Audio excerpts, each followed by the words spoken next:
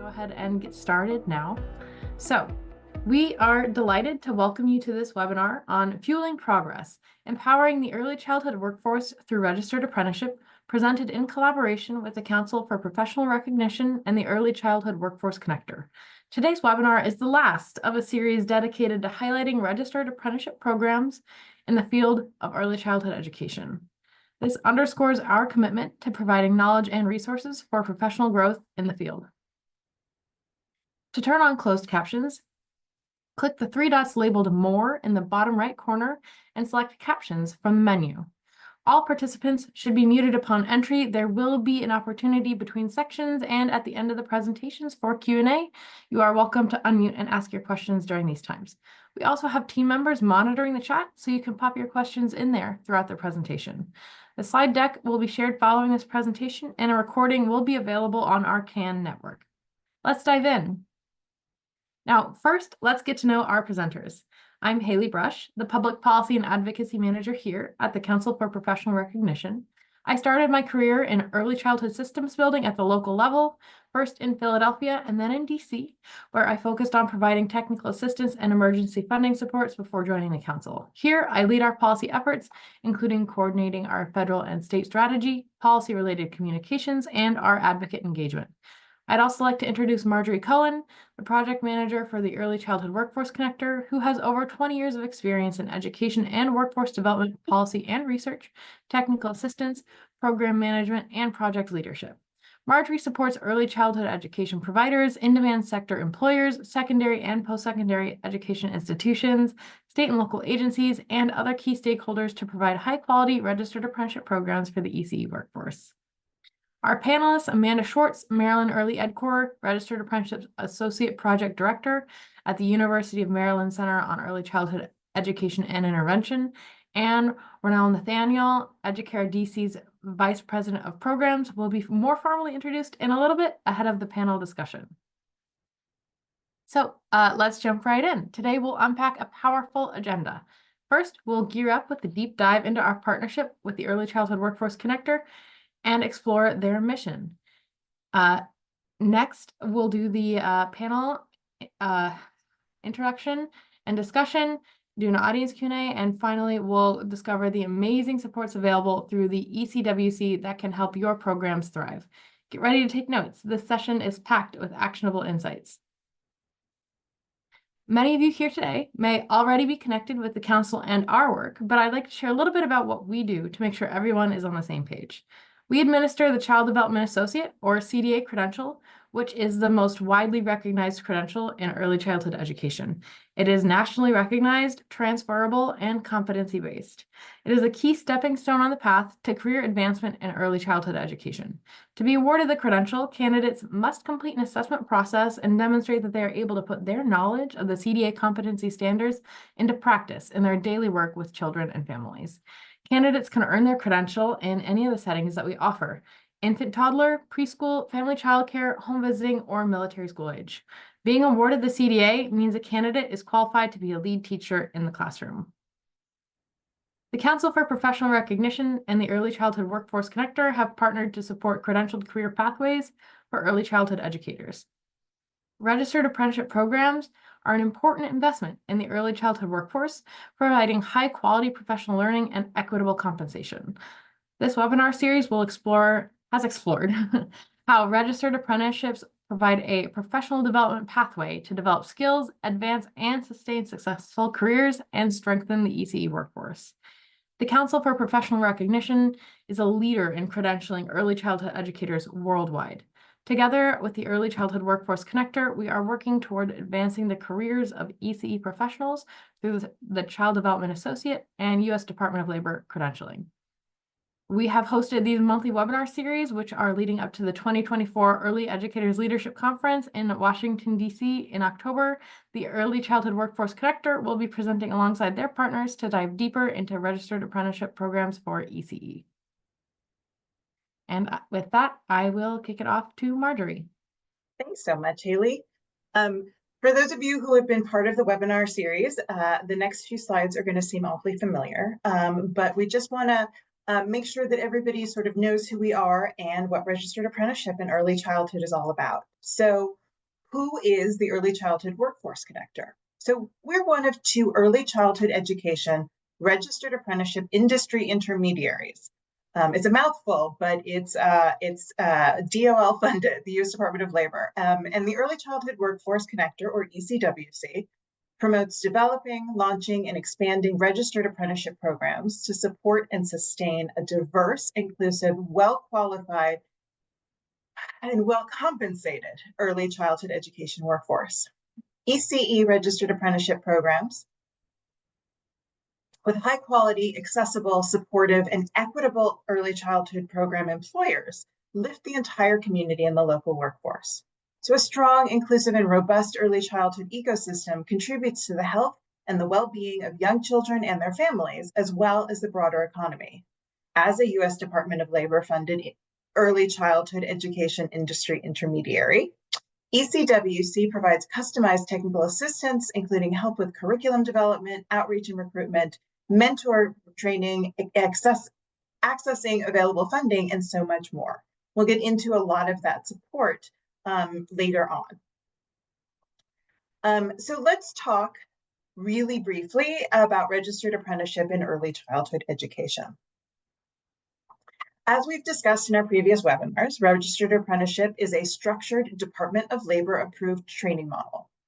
I just want to quickly give an overview of what registered apprenticeship is before we dive into a bigger conversation about what it looks like on the ground.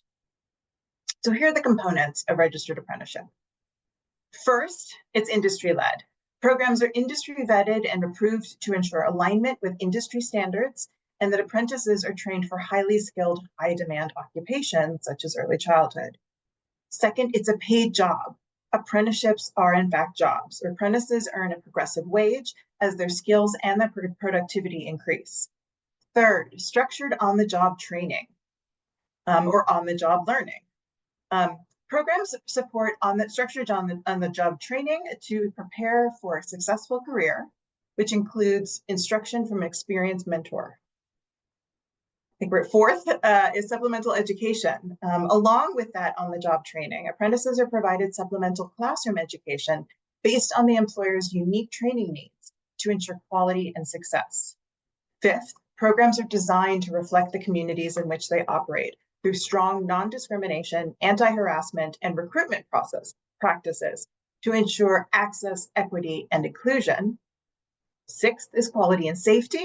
Apprentices are afforded worker protections while receiving rigorous training to equip them with the skills they need to succeed and the proper training and supervision they need to be safe and to supervise young children. And finally, credentials. Apprentices earn a portable, nationally recognized credential within their industry. So let's talk a little more generally about how registered apprenticeship system in the US works. The light blue represents states where registered apprenticeship programs are facilitated by the Federal Office of Apprenticeship, or OA. The dark blue states are overseen by state apprenticeship agencies, or SAA. These states follow the rules and regulations from OA, as well as adhering to state-specific guidelines. Take a look at the map, figure out which state, whether you're blue, light blue or dark blue, and we can talk a little bit more about what that means as we get into the discussion.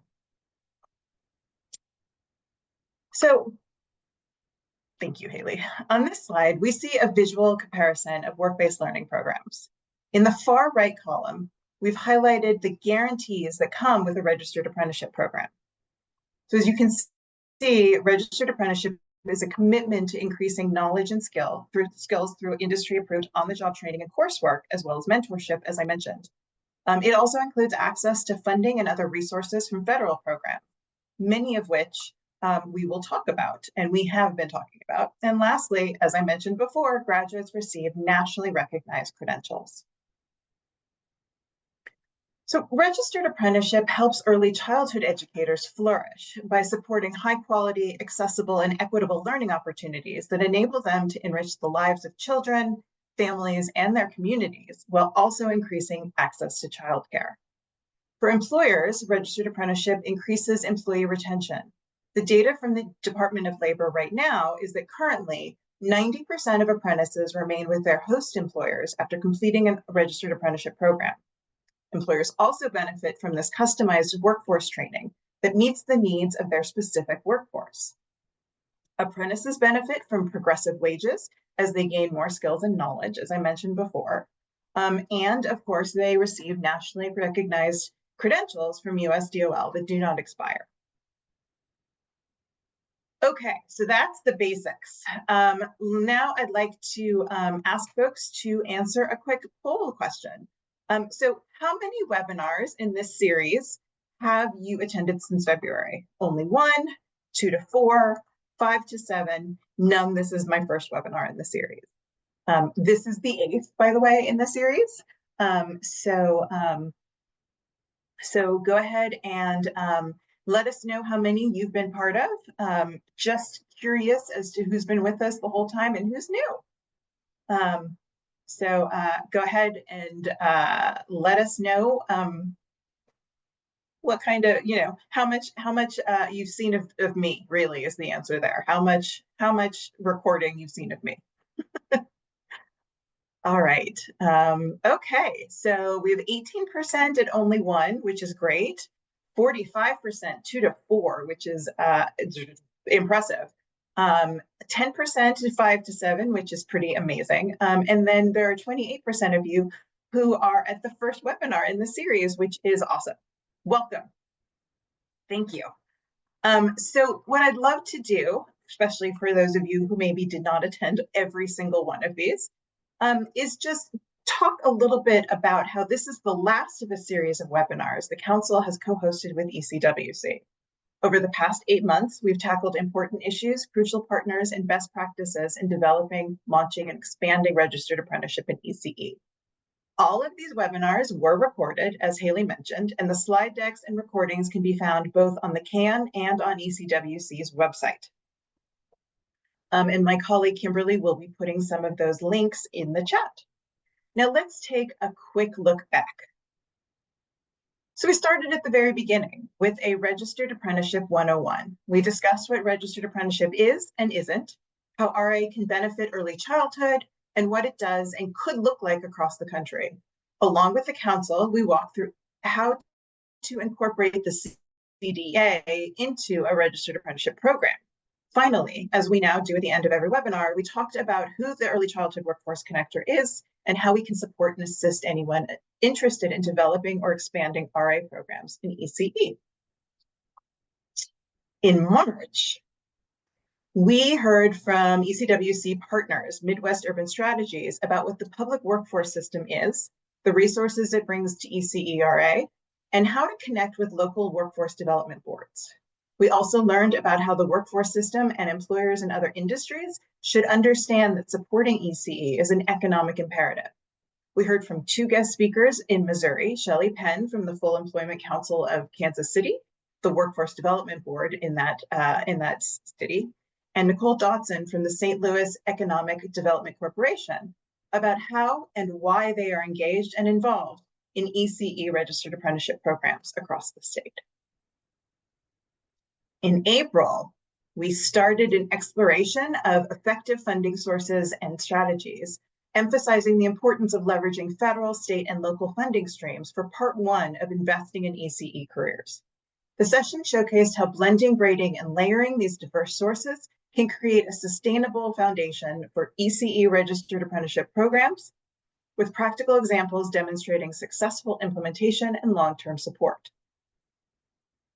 In May, part 2 of investing in ECE careers centered on the costs of ECE registered apprenticeship programs and the significant return on investment they offer.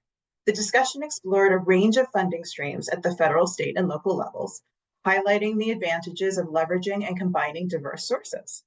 We heard from one of ECWC's first partners, Rebecca Smith, the apprentice consultant for the Kentucky Governor's Office of Early Childhood, about how they braid, blend, and layer funding for their 3 registered apprenticeship programs.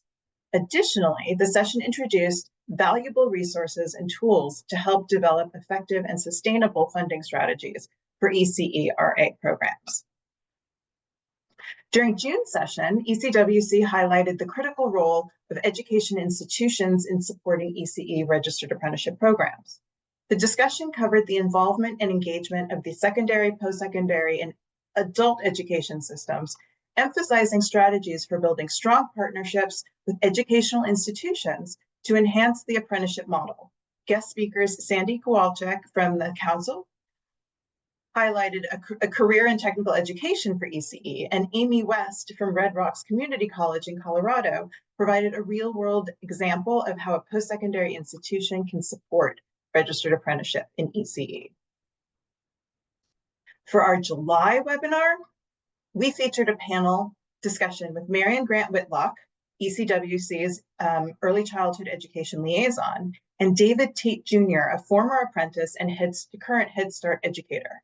Moderated by ECWC's Kara Lenhart, the panelists highlighted why ECE matters and explored various career opportunities through registered apprenticeship programs. Finally, last month, we tackled the elephant in the room: pay and benefits for early childhood educators. We focused on good jobs, which is a framework the U.S. Departments of Labor and Commerce use that is based on 8 principles: freedom from discrimination, equal opportunity, empowerment and representation, job security and working conditions, respectful engagement with workers, opportunities to advance, a stable and predictable living wage, and family-sustaining benefits. ECE employers in high-quality settings create working environments that meet many of these principles. But those last 2, a stable and predictable living wage and family-sustaining benefits, are the challenge of our times. Guest speaker Sandra Ranum from the National Center for the ECE Workforce provided a nationwide look at financial relief strategies and progress towards raising compensation for early childhood educators. I recommend that you go back and you watch and read any of these. And the good news, as both Haley and I have mentioned, all of these webinars are available on the CAN and on ECWC's website. Kimberly, I have not looked at the chat, but I'm assuming she's put the links in, and she may do so again. All of these are recorded, and we have them available. All right, so next poll. So which webinar topic was your favorite? Registered Apprenticeship and ECE Overview, Workforce Development System, Funding for ECERA, Partnering with Education, Career Pathways, or ECE Pay and Benefits. If you were at any or all of these webinars, you have a sense of what they were, but even if you weren't, which topic sounds the best to you, the most interesting? I could not possibly choose. I enjoyed them all, which is a cop-out, but that is the way it's going to go. Yeah, please, we'd love to know. All right. Oh, it's a relatively even distribution. So 15% the overview, 8% workforce development systems, 23%, I'm not surprised, for funding for ECERA, 15% partnering with education, 15% career pathways, and again, another 23% for ECE pay and benefits. Great. That is an excellent, that's great to know, and that can help inform us as we think about another series. So with that, the next question, and I'd love for you to put the answers in the chat. Are there any other ECE registered apprenticeship topics you would like to see covered in an upcoming webinar? Go ahead and place them in the chat. We will collect them. We are thinking about what our next joint venture with the council will be. So we'd love to get your feedback and topics of interest. So go ahead and put those in the chat and we will move on. So now we come to the very best part of this webinar, frankly, the panel discussion. Way less of me talking and way more of hearing from people that do the work. So let's really meet our panelists. Dr. Amanda Schwartz has a wide range of experience, beginning as a classroom teacher in various ECE environments, including Head Start, childcare, and public pre-K through 5 schools. She's worked in technical assistance, dissemination, and evaluation projects focusing on preparing the early childhood workforce to ensure every child and family has what they need to succeed in life. She is currently the Associate Project Director for the Maryland Early Ed Corps Registered Apprenticeship Project and the Project Director for the Breaking Down Silos project at the Center for Early Childhood Education and Intervention within the University of Maryland, College Park. She's also actively involved in policy and advocacy work through many of her professional organizations. Next, we have Renelle Nathaniel, who assumed the position of Vice President of Programs at Educare, DC, in December 2022. Prior to this role, she held the position of Vice President of Early Learning Support and Transitions at Accelero Learning, where she played an instrumental role in elevating the Perth Envoy, New Jersey site to a flagship center. In 2013, Ms. Nathaniel was promoted to Director of Education, providing support to the program's district collaboration centers. Her tenure there encompassed diverse roles, including Director of Monitoring and Compliance and Interim Co-Executive Director, affording her a comprehensive understanding of Head Start programs. In 2015, Ms. Nathaniel transitioned to the Shine Implement team as Director of Early Learning and Support and Transitions, not traditions, that would be silly. Early Learning Support and Transitions, subsequently assuming the role of Senior Director of Early Learning Support and Transitions. This experience solidified her conviction regarding the importance of high-quality early childhood education for all children. While with Shine Early Learning, she contributed to multiple startups and provided mentorship to implement partners, resulting in successful class reviews. Ms. Nathaniel was appointed Vice President of Early Learning and Support and Transitions, leveraging her proven knowledge and expertise.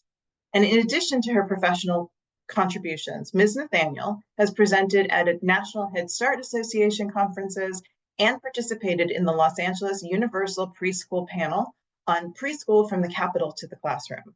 She has been recognized with the City College of New York's Early Childhood Education Program Award for outstanding professionalism and leadership and excellence in early childhood education. Ms. Nathaniel holds a bachelor's degree in elementary education from Delaware State University and a master's degree in early childhood education from the City College of New York. Now, Amanda, I'm going to turn it over to you to give us a brief overview of Maryland Early Ed Corps. Okay, here we go. So we are the Center for Early Childhood Education and Intervention. It's a little bit of a mouthful, so we call ourselves CECEI. We are partnering with the council to establish the Maryland Early Ed Corps Apprenticeship Program. We did this through funding in the very beginning through a state grant called Maryland Rebuilds. And we are expanding and continuing to do it through a Maryland Elevates grant. Next slide, please. So we support a wide range of candidates in earning the Child Development Associate credential while working in paid apprenticeships at high quality early childhood education programs throughout the state. We focus specifically on children and families who we call individuals with complex access issues. And these are folks that may experience disability or language barriers, homelessness, poverty, child welfare, and foster care situations. Next slide, please. So we help our apprentices all along the way. In early conversations with the council, we talked about the challenges people face when they are applying into the program, and the CDA portfolio came up quite a bit. So we help them from day one to build their CDA portfolio. They also said that exams were a challenge for a lot of folks. So we integrate CDA exam prep throughout all of our coursework and coaching. Excuse me.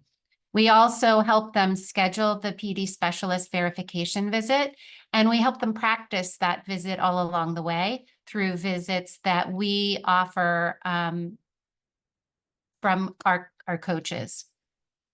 We also help them apply for the childcare credentialing level 4, and they will also, as Marjorie mentioned, be awarded a special certificate from our state Department of Labor as registered apprentices. Next slide. I think that might be it. Okay, so now I'm done. I'll hand it back to Marjorie, or maybe I'll hand it over to Renelle. Thank you, Amanda. Hi, good afternoon, everyone. So a little bit about Educare DC. We serve over 375 children from prenatal to the age of 5 with high quality early learning practices using a holistic family approach. We are currently operating 2 campuses. One is our Parkside location, which is located in Ward 7. And we also have a different campus at IDEA Public Charter School, which is also within Ward 7 and 8. In addition to our 2 campuses, we do have a childcare partnership in which we're overseeing and supporting 4 partners also in the Washington, D.C. Northeast area. So this slide that you're looking at is really about this really groundbreaking idea that our CEO was working on. And in 2023, in October, we started a professional development institute. Like a lot of early learning programs, we were faced with shortage with teachers. It was interfering with us being able to fully enroll. We had children in our community that we wanted to serve, but noticed that we were having shortages in being able to find teachers to join our organization. So with this groundbreaking initiative, we decided to work with aspiring people who are looking to join the field, but maybe didn't have the skill set. So with our Professional Development Institute, we have our professional development manager who provides essential training and skills that are necessary to support them in the field of education. Our goal is to continue to have this Professional Development Institute in where our candidates go through a rigorous 30-day training experience. They have a variety of personalized coaching and a diverse of learning experiences that's really tailored to their needs. To date, we've been able to facilitate 4 cohorts. We've had 20 people complete our Professional Development Institute. They're now currently working in our centers as traveling teacher aides that are supporting our classrooms. And we're continuously looking to expand this with turning this into a registered apprenticeship to not only continue to support our program, but then also others in our community that are still facing shortage problems. Thank you so much, Renelle and Amanda. I think it's time to get into the discussion. So let's start with from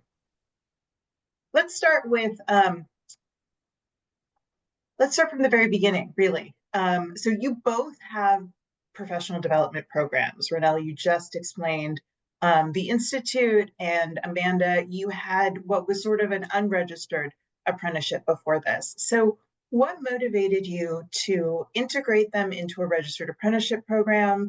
And what do you see as the added benefit of registered apprenticeship? I'm going to turn to Amanda first. Okay. So it was always our goal to become a registered apprenticeship. We knew that our state was really looking to build out registered apprenticeship for early childhood education. And, you know, we were really envisioning a way to do what Educare is doing too. We wanted to fill the gap.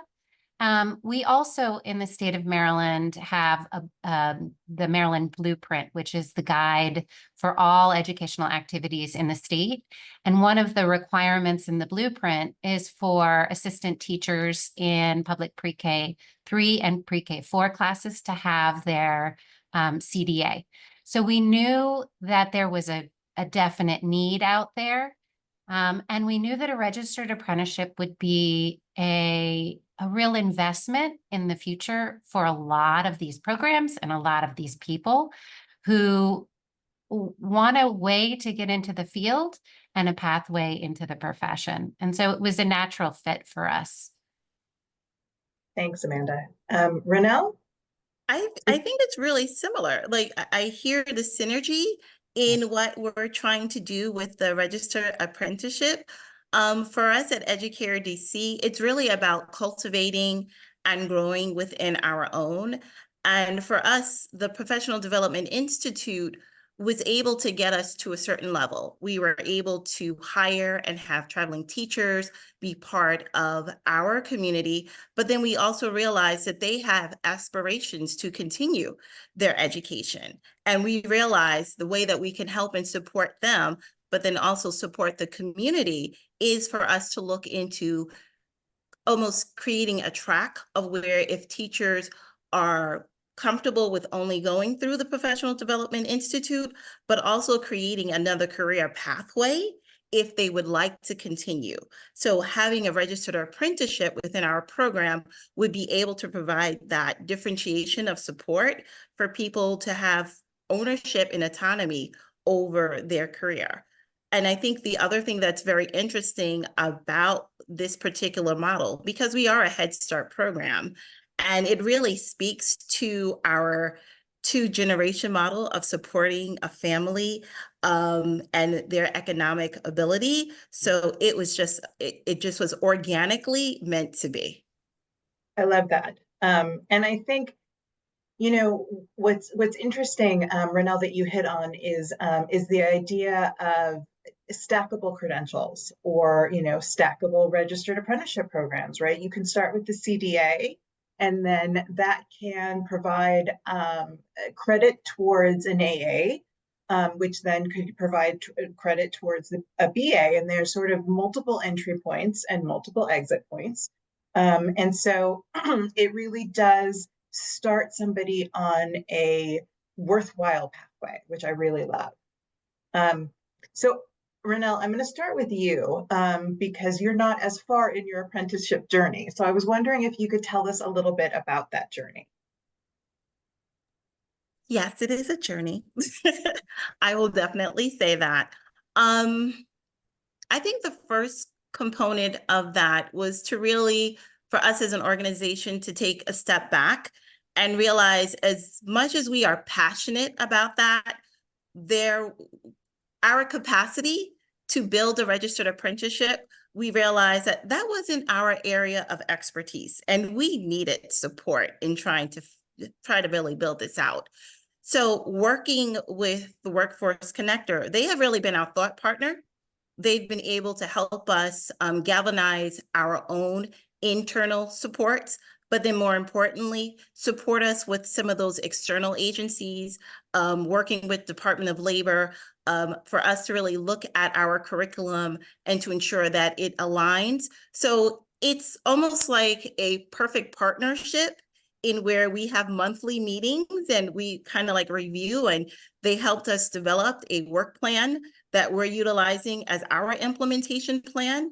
And we have meetings in where we check in and look at the status of where we are within this process.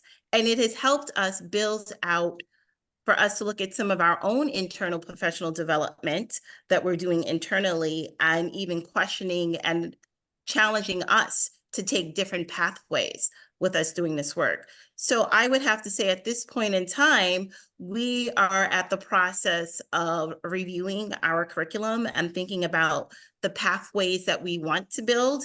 And it is exactly what you say. There's different tiers and approaches that we want to do, not only just offering CDAs, but also associate's degrees and bachelor's degrees. And they're helping us have conversations with our local universities to kind of figure this out. That's great. Yeah, thank you. There was something I picked up on and it has flown out of my brain. Oh, yes. So you have a work plan. When are you planning on having your program registered? Do you have a basic target, right? Yes, we do. So our target date is, and I have to say we are right in alignment with our plan.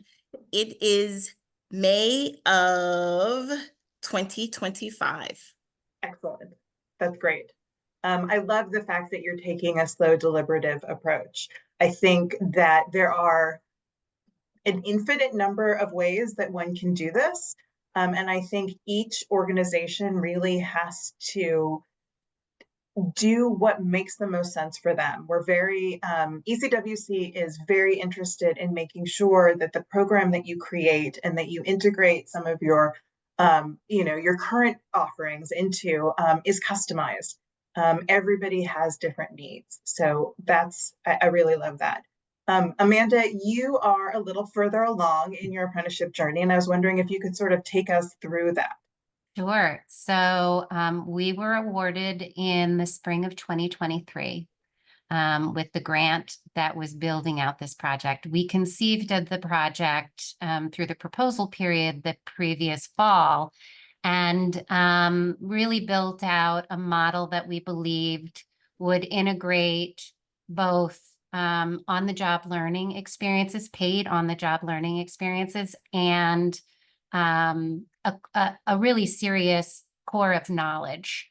So we started building it out in the spring of 2023 and actually started having conversations with lots of people, including ECWC before it was ECWC. We had conversations with the council. We had conversations with Educare in DC. So because we as a university and as a center do a lot of work with Educare. So this is a natural partnership for us. So we had built out coursework that we knew would easily overlay with the Registered Apprenticeship program in our state. We were having meetings with you all from the get-go. And when we had our grant really running, then we started having regular calls. At one point, I think we were meeting weekly to get everything in line. You all had introduced us to our lead at the State Department of Labor, and he ushered us along the way too. You two were our guardian angels, guiding us along the path. And so we were able to submit our application and be reviewed by the Maryland Committee, Apprenticeship and Training Committee, in March. And so we were approved in March. We had previous partners that we had worked with through the original grant that became our first registered apprenticeship programs. And we work with them to tailor the curriculum to meet their needs. This summer, we received another grant from the state, and that grant allows us to work with public school systems. So we are working with 2 school systems within our state, as well as community-based partners. And our take is a little different this time in that we're taking a deep dive on inclusive practice. I want to echo some of the things that Ronelle said about the importance of understanding the Head Start perspective. That has played a really significant role in our success because we understand the importance of comprehensive services for everyone, and that includes all of our apprentices. So as part of this registered apprenticeship program, we've also built out partnerships with the workforce agencies, with local community organizations that provide housing and food, that provide transportation, and that weave some of those external needs that a lot of our apprentices have had. We graduated 22 in that first grant. We already have 23 enrolled now, and we're currently enrolling 40 more into additional cohorts. So we have 4 cohorts running, and I call my friends at ECWC all the time. Kimberly and I talk frequently, and she just helps move us forward. It's been an incredible journey, and we're so grateful for the support that we've had. But we understand the intentionality that Educare is taking because we are a center out of a university. We have a base curriculum, but we tweak and we filter based on the needs of our cohorts. Yeah, that's great. Yeah, I was going to ask questions about your partners, but you've both mentioned the partnerships that you've garnered along the way.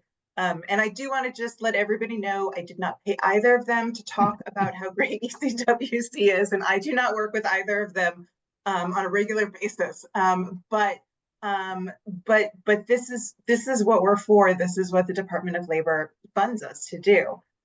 We know that registration and even sort of putting together a registered apprenticeship program and implementing it is a lot of work. There is a ton of paperwork. There is just a lot of bureaucracy. And the Department of Labor has funded us to sort of make that as easy as possible for folks who want to do this.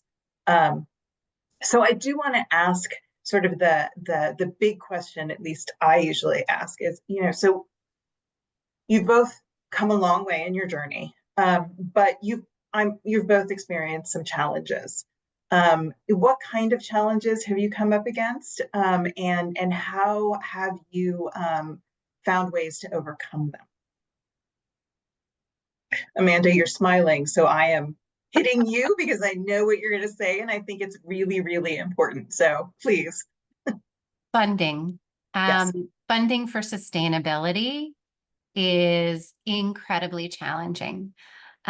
We've been fortunate to have state grants to fund some of our project, but it's just not enough. It's incredibly expensive to run a good, solid, comprehensive registered apprenticeship program. And so finding the dollars, you guys have been great about connecting us with the workforce agencies and really understanding how to have those connections. They don't always have the money. So it's a matter of constantly digging all of the different pots to find who would be willing to support us. We've reached out to the Chambers of Commerce. The association in Maryland has been an incredible partner to us, and they're brainstorming with us. We've worked with all of our professional associations. We're writing grants. We're doing everything in our power to really think about sustainability and to think about infrastructure costs, because we have to, it's not just the related coursework. We have to be able to have the materials. We have to be able to have the staff at the central office to run the supports for all of these different people. We're going to have 63 people that need guidance and support from us. So money is our greatest challenge. And I think that's many registered apprenticeships program. And I apologize, I forgot to close both the doors to this room. So my cat has, they have minds of their own. So yeah, I mean, I think that's a big issue. I would, suggest that folks take a look at, we had a 2-part funding series. But I do think, Amanda,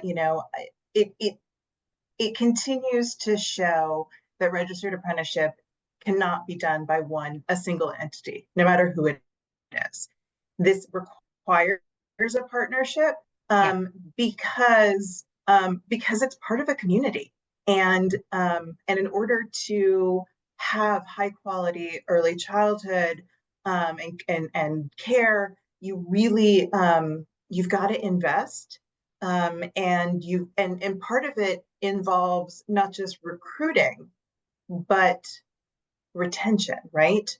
So it's about making sure that your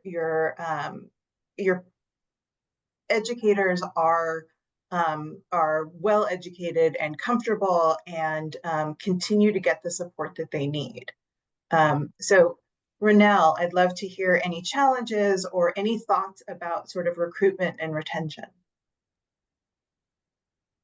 So I was going to also echo off of the funding, but I would have to say the planning and us being so intentional around our strategies and our activities to launch the Registered Apprenticeship. We've had a lot of aha moments, right, during our own professional development institute, and it is around the recruitment and the retention, and then building the levels of support around the participants.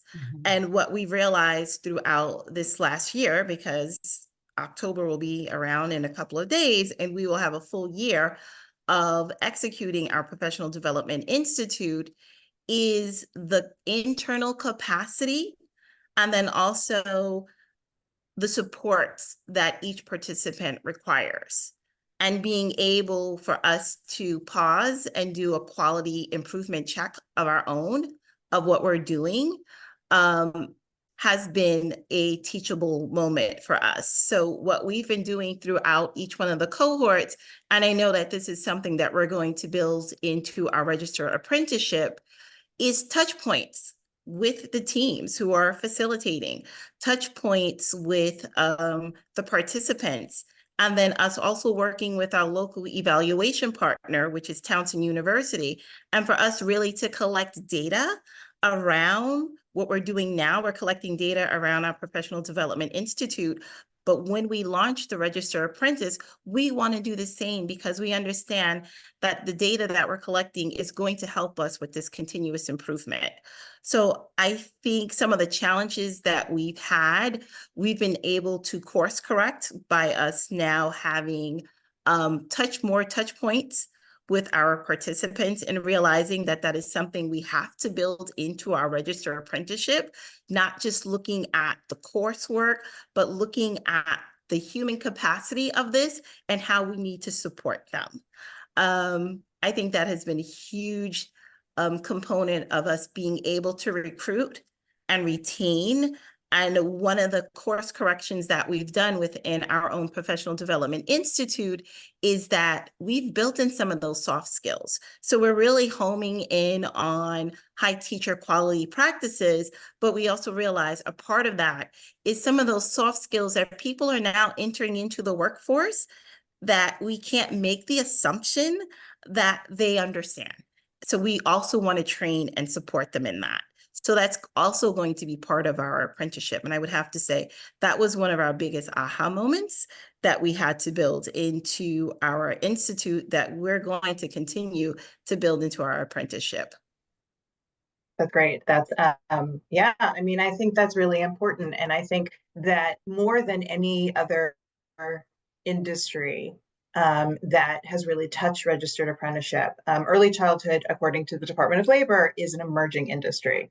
And it's taken a while for early childhood to sort of show the Department of Labor that early childhood as an industry is not like manufacturing. It's not like the building trades. You know, it's people as opposed to things. You know, so we're doing wiring, or we're manufacturing, you know, a widget.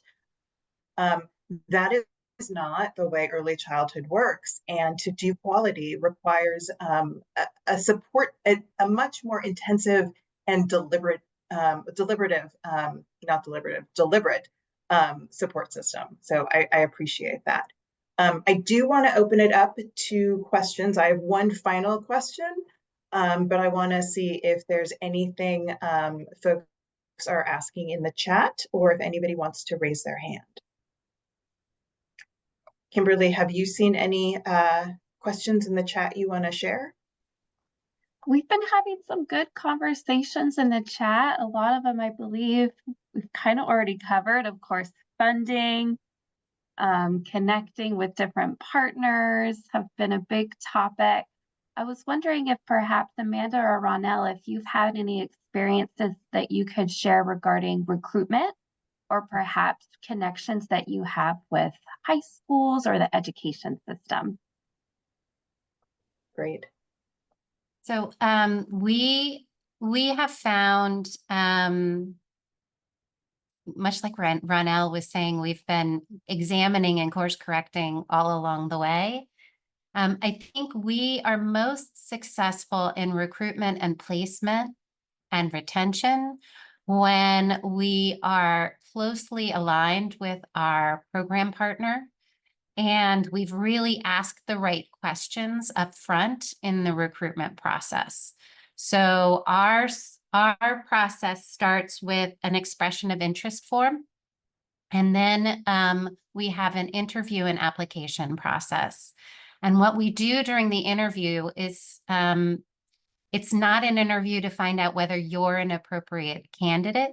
It's an interview to find out if you're ready for apprenticeship, if you have the resources you need, if you are in a place in your life where you can take on the commitment, because it is a major, major, major commitment.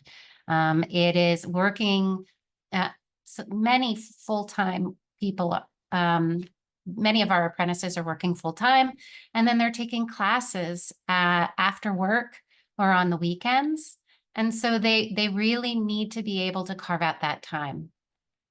If they need supports and we believe that they can work through the commitment of the project, then we hook them up with all of those community supports. We have been very fortunate to have personal and professional relationships within the communities that we serve. And so that has really helped us connect our apprentices to all the resources that we have. We also think about those folks that aren't quite ready. They come back to us when they are, because what we do in the interview process is we find the resources, we connect them to them. And then when we're running the next cohort, we return to those people and say, let's talk, let's see if you're ready now. And then they can come in and they really grow and change through the program. So we graduated 22 people. They are all employed in childcare. They were new to the profession, and they're doing really well. So yeah, I think that process has made a huge difference. That's great. Yeah, I think that's really good to hear, is that if somebody applies and they're not ready, you don't just sort of let them walk away. And I think that that's really helpful. Ronell, do you want to talk a little bit about any relationships you have with local education institutions? So right now, we have been working with multiple universities in the DC area. We're at the point of trying to figure out some next steps as it relates to our registered apprenticeship. Currently, we do have a partnership with the IDEA Public Charter School, and we have CDA students that are visiting our classrooms and utilizing our classrooms as part of their preparation. We're hoping that some of the next steps that we do with those particular candidates is that when our registered apprenticeship is ready and ready to launch, that those students would transition into our registered apprenticeship so that they can continue their education. I did want to talk a little bit about our recruiting and marketing. We do have a development team that we were working with. We have a full page that is dedicated on our website that gives a lot of information around our Professional Development Institute, and that would also easily transition into our registered apprenticeship.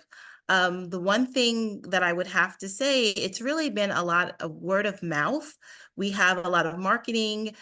We utilize social media to get the word out about our Professional Development Institute, but more importantly, to our registered apprenticeship within next year.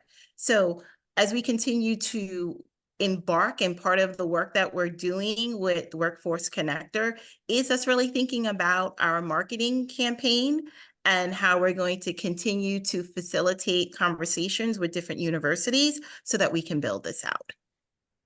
Thank you. And I would also, for the people who were asking about partnering with education institutions, particularly high schools, I would direct you to the webinar that we did in May. No. Oh man, so there's one on partnering with education institutions, and I've completely forgotten what number that was. But I would recommend looking at that. There's a whole piece in there about working with career and technical education in high schools and both youth apprenticeship and pre-apprenticeship, and how that can connect to registered apprenticeship. So I would definitely recommend that. We have 2 minutes left, and I'm very sad because this could be a conversation for a couple more hours. So I'm going to do a quick overview of our support and assistance and then turn it back to Haley. Haley, if we could just use slide 34, and I will breeze right through this. So as you've heard pretty much all hour, particularly from Amanda and Ronell, which we love, ECWC provides support and assistance. This is what we're funded to do. We offer a comprehensive range of support and assistance to new or expanding registered apprenticeship programs. We are here to help registered apprenticeship. We are here to help make registered apprenticeship easier for those involved. Our staff can meet teams where they are in the process and customize a variety of services based on their needs. And as you can see from this list, it includes program development and expansion, which we have been working with both of these partners with, education and outreach, particularly when you think about partners. How do you talk to them about registered apprenticeship in early childhood? Curriculum and development, which we've also been talking about, apprentice recruitment, which obviously is a very big piece of this. And as Amanda flagged, funding is a pretty big deal. And so what we can do is we are funded by the Department of Labor to provide all of this at no cost to you. And so please feel free to check out our website. So Haley, can you go to 36, please? There you go. Our website, Facebook, LinkedIn, etc. We have a newsletter. Please feel free to peruse, to sign up, and to reach out. info@ecwconnector.org is the place to go. And I'm going to turn it back over to Haley to close us out. Thanks, Marjorie. Okay, really quickly. So the EELC is now officially sold out. So congratulations for if any of you on this call will be joining us at EELC. I hope to see you there. And the session that Marjorie and partners will be coordinating in person is called Fueling Futures, Fostering Sustainability and Equity in Early Childhood Education through Registered Apprenticeship. So again, hope to see those of you who are going to EELC there. And finally, this entire webinar series will be available on the Council Alumni Network. It is the Council's professional, it is our free platform for anyone involved in early childhood education. So go check out the CAN, and you can find all the information on these webinars there. And that is all we have for you today. So thank you again for joining us if you were joining us for the first time, and to those of you who have joined us throughout this series. And I hope to hear from you all again in the future. Have a wonderful day, and thank you again to our wonderful panelists. Thank you. This has been a great pleasure. We love partnering with the Council. Thanks, everybody.